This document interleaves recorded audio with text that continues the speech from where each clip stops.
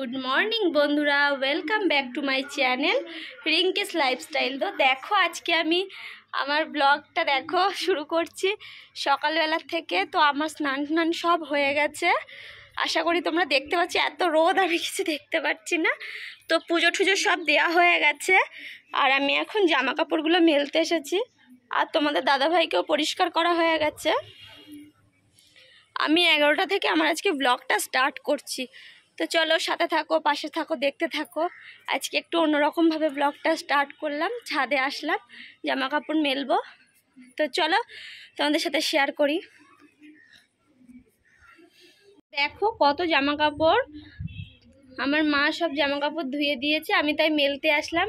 আর দেখো এখানে হচ্ছে ফুল গাছগুলোতে ফুল টুল ফুটেছিল, পুজো টুজো দেওয়া হয়ে গেছে, তুলে নিয়ে আজকে যেহেতু সোমবার, শ্রাবণ মাসের 2য় সোমবার। আর দেখো এই পাশের গাছগুলো যত্ন করতে হবে, অনেকদিন যত্ন করা হচ্ছে না। আর এই যে জামা কাপড় সব মেলবো।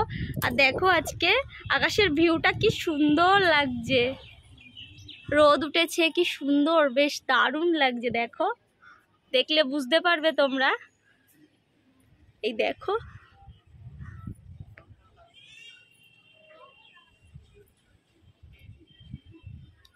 তো চলো আমি জামা কাপড়গুলো মেলে নিই, তারপরে তোমাদের সাথে আবার কথা হচ্ছে।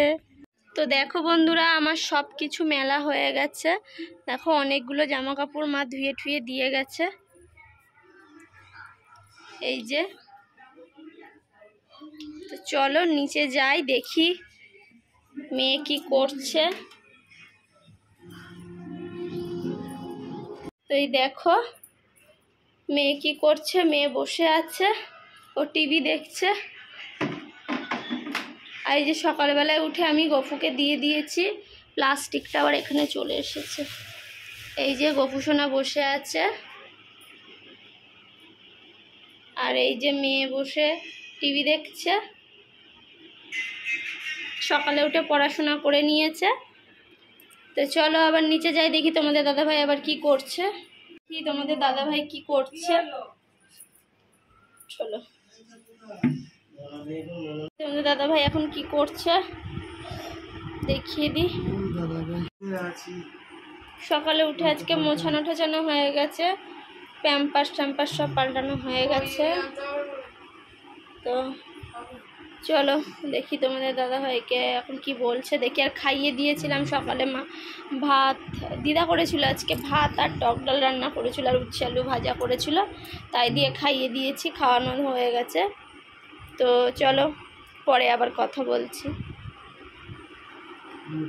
এই দেখো বন্ধুরা, তারপরে আবার বোন একটু এই রুটি আর একটু সুজি বানিয়েছে, তোমাদের দাদাভাইকে একটু দেবো খেতে। খাবে তো? খাবে। তো চলো খাইয়ে দিই, তারপরে তোমাদের সাথে একটু কথা আছে। আর যেন এই গুড্ডু শোনো, তো দেখো আমার দাদার ছেলে আছে, এই যে এই চুটকেটা না, এবি বদ, ও আসতে চায় না। তো চলো তোমাদের দাদাভাইকে খাওয়াই, তারপরে আবার কথা বলছি।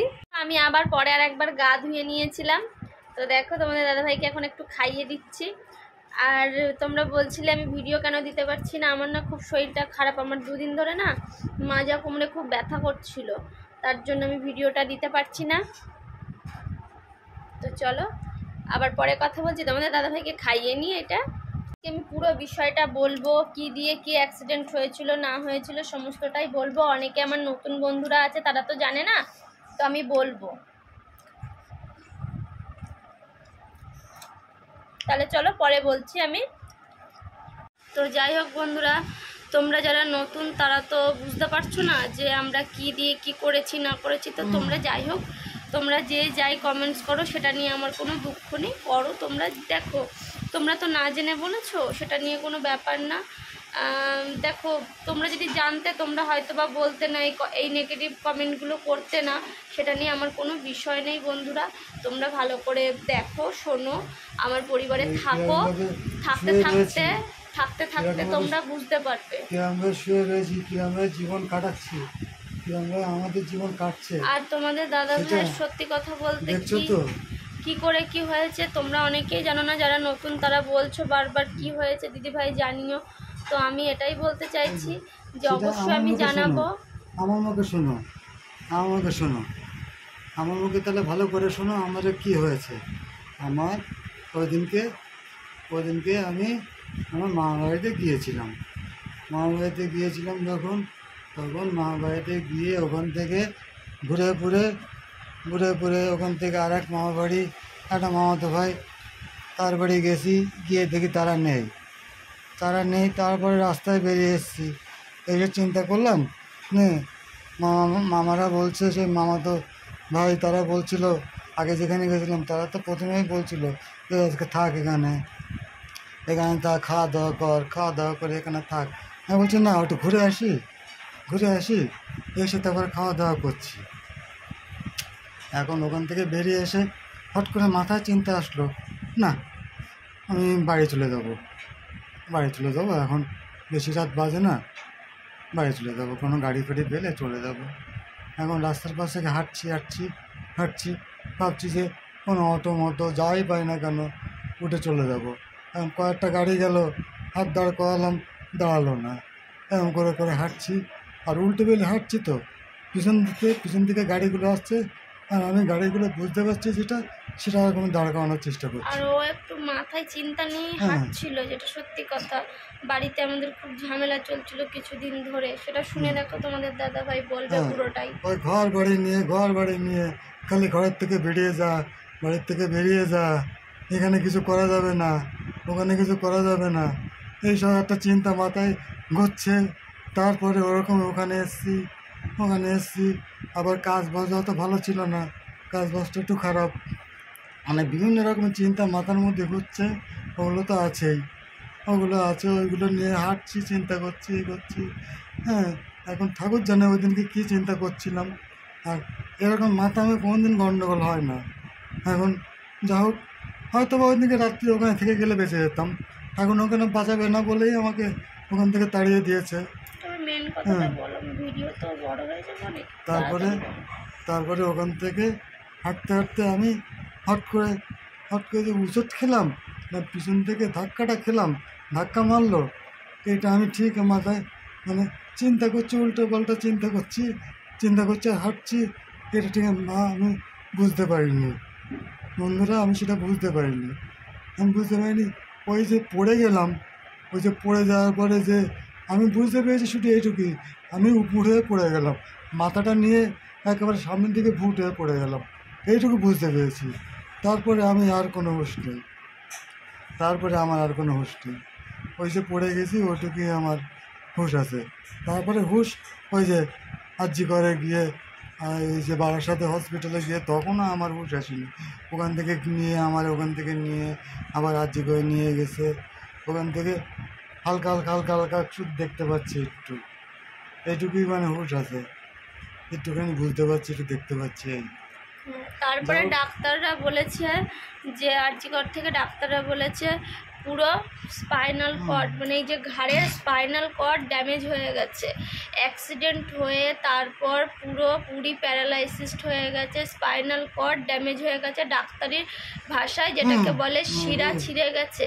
এবার তারপরে আমি আবার ওখান থেকে 15 দিন রাখার পরে আবার হচ্ছে গিয়ে আমাদের যে দিদি আছে, দিদি এমসের ডাক্তারের সাথে কথা বলে আবার এমসে নিয়ে গেছি। এমসের থেকেও প্রায় 15 থেকে 20খানা ডাক্তার দেখে একই কথাই বলেছে, ঠিক আর হওয়ার নেই। আমরা সত্যি কথা বলতে তোমাদের দাদা ভাইয়ের সামনে এখন আমাকে বলতে বাধ্য হয়, বা বলতে বাধ্য করছি, না বললে আরও সবই জানি, ডাক্তাররাই ওর সামনেই বলেছে। দুঃখ কষ্ট নিয়ে আমার জীবন। তারপরে যদি তোমরা এরকম বলো, হ্যাঁ, নতুন যারা আছো, তোমাদের তো দোষ নেই বন্ধুরা, দেখো তোমরা জানো না বলে জিজ্ঞেস করবে, বা অনেকে কমেন্ট করে, সে করুক গিয়ে, আমার ওটা নিয়ে কোনো ব্যাপার নেই। আর আমার চেহারাটা পুরো দেখে নাও, আমার চেহারাটা এই যে খাটের পরে আমাকে এরকমভাবে যদি এক সাইডে সরাতে হয়, একজনকে ডাকতে হয়, দেখো বন্ধুরা, আমার তো হাজবেন্ড, আমি তার মিথ্যে কথা বলবো না, মিথ্যে কথা বলে কি লাভ আছে বলো। আমি আগে তো কখনো ভিডিও করতে আসিনি, আমার হাজবেন্ড এরকম হওয়ার পরে আমার চলতে হবে, আমার বাচ্চাকে মানুষ করতে হবে। দেখো আমার পাশে আমার শ্বশুরবাড়ির কেউ নেই, তাদের নিজের সন্তান, আমার কি লাভ আছে বলো। তাদের নিজের সন্তানকে আমি টানছি, আমার বাবা মারা টানছে, তাদের কি লাভ আছে? কোন লাভে আমরা হচ্ছে আমার বাবা মা ওকে দেখবে বলো?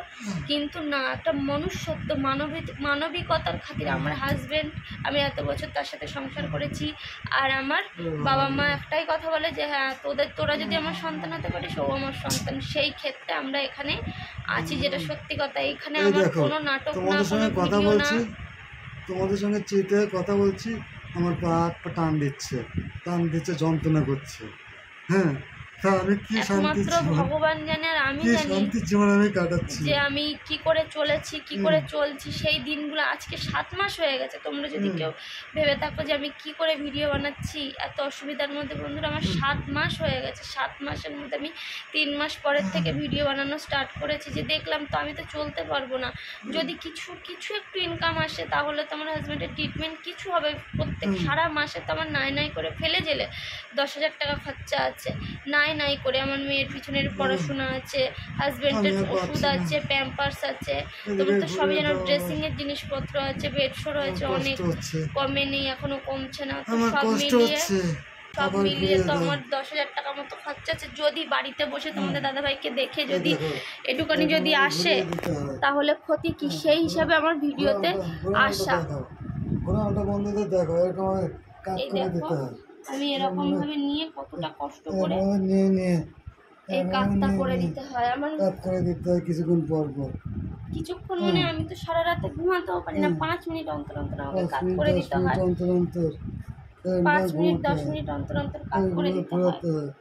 আমি কি কষ্টে, আমি হাতগুলো দেখলে হয়তো বা বুঝতে পারবে। এই দেখো, আর আমি 4 মাস অবধি ফিজিওথেরাপি করিয়েছি 10,500 টাকা করে, তারপরে আর পারিনি। আর বলছি না, বেডশোরের পিছনে নাই করে আমি 1,90,000 টাকা মতো শুধু বেডশোরের পিছনে বাড়িতে বসে খরচা করেছি। প্লাস্টিক সার্জারি ডিপার্টমেন্টে দেখেছি, তারাও বলেছে যে না, ব্লাড সার্কুলেশন হয় না, এই প্লাস্টিক সার্জারিতেও কাজ হবে না। তাহলে বলো বন্ধুরা আমি কি করবো? হ্যাঁ, আমি তোমরা সবাই ভেলুরে বলছো আমি যেতে পারছি না, আমার সে সামর্থ্য নেই, যেটা সত্যি কথা। আমাকে তার জন্য ক্ষমা করে দিও, আমার একদম সেই সামর্থ্য নেই। আমি নিজে বাড়িতে বসে একটুখানি খরচা চালাতে পারছি না। আমার বাবা মার পয়সা আছে, তারা আমার চিকিৎসা করেনি, তারা উল্টে আমাকে, আমি ছেলে না এই করে দিয়ে বের করে দিয়েছে। উচিত কথা বলতাম ওরকমের ওই যে ঝামেলা বাধ্য, বাড়িঘর নিয়ে আসলে ব্যাপারটা কি হয়েছিল, ওর যে বড়দা যে সে সমস্ত কিছু বাবা মার থেকে নিয়ে নিয়েছে। আমরা তো সেগুলো তো নিতে পারিনি। তার সে নিলেও 17-18 লাখ টাকা নিলেও তার বাবা মার কাছে নাই করে 10-12 লাখ টাকা এখনো আছে। তারা সেখান থেকে 2-3 লাখ টাকা দিতে পারলো না যে ট্রিটমেন্ট করা, আমরা পাশে আছি, এইটুকুনি বলতে পারলো না। যখন বলেছি ওই করে টাকা ওখানে দিয়েছো, এখানে কিছু করনি।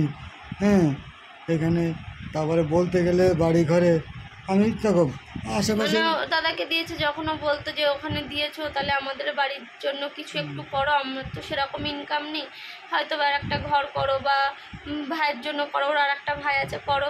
সেইগুলো ওদের সহ্য হতো না। ওরা হচ্ছে গিয়ে এখন পাঁচিল তুলতে পারছে, 30,000 টাকা তো খরচা করেছে, আরও 30,000 টাকা 60,000 টাকা দিয়ে পাঁচিল তুলে দিয়েছে ঘরে। বলছে বলে বলছে। তো দেখো সেখানে আমার বাবা মারা করছে, এখানে আমাদের কি স্বার্থ থাকতে পারে বলো?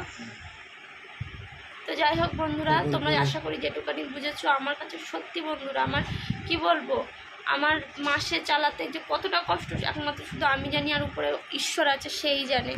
আমি আর তোমাদেরকে কি ভাষায় বলবো বলো বন্ধুরা? তো তোমরা যেটাই বলছো আমার সেটা নিয়ে কোনো দুঃখ নেই, রাগ নেই। আজকের ভিডিওটা সবাই একটু দেখো, আজকের ভিডিওটা সবাই দেখো, ভাইরাল বলছি, সবাই শেয়ার করো, সবাই সবাইয়ের সাথে। আর আমাদের একটু ভিউজ বাড়লে, আমরা মনে করি এখান থেকে কিছু ইনকাম করতে পারলে আমার হাজবেন্ডের ট্রিটমেন্টটা তো হবে, আর আমার বাচ্চাটার বুঝতে পারবা যে আমি সারাদিন কীভাবে কষ্টে জীবন কাটাই। আমার কষ্টে ঘুমও আসে না, সারাদিন মোড়ামুড়ি করি, ব্যথা যন্ত্রণায় এরকম মোড়ামুড়ি করি। তো যাই হোক বন্ধুরা, তোমাদের দাদাভাইয়ের তো কথা শেষ হবে না, তো অনেক কথা থাকে, তো আমার ভিডিও তো কম না, তার মধ্যে আমি কতটাই বা দিতে পারি। তো যাই হোক, ভালো লাগলে ভিডিওটা লাইক কমেন্ট শেয়ার আর সাবস্ক্রাইব করতে ভুলো না। এভাবেই আমার পাশে থাকো সবসময় তোমরা। আমার নতুন পুরনো সব বন্ধুদের আমার খুব খুব খুব খুব আমার তরফ থেকে অনেক অনেক ধন্যবাদ। তোমরা সবাই আমার পাশে থাকো এইভাবেই, এটা বলে আজকের ভিডিওটা আমি শেষ করলাম।